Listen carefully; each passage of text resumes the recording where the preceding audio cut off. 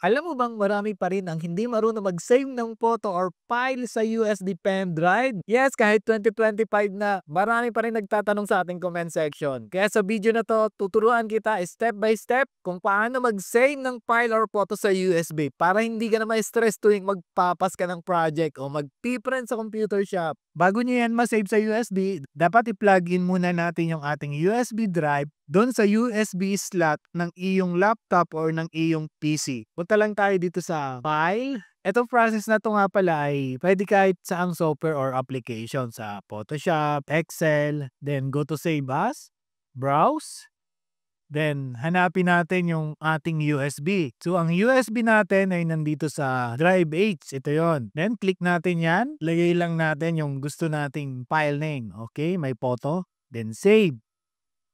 Check natin, link natin yung ating USB drive. So, ito na yon. Paano naman kung ang gusto mong isave sa iyong USB ay nakasave na sa iyong computer drive? Halimbawa to. So, right-click lang natin yan. Then, send to. Click natin yung USB drive natin. Nandito tayo ngayon sa ating Explorer ng ating this PC. Ito, makikita nyo. And go to USB drive para ma-check natin kung nag-save na. So, ito na siya. And that's it.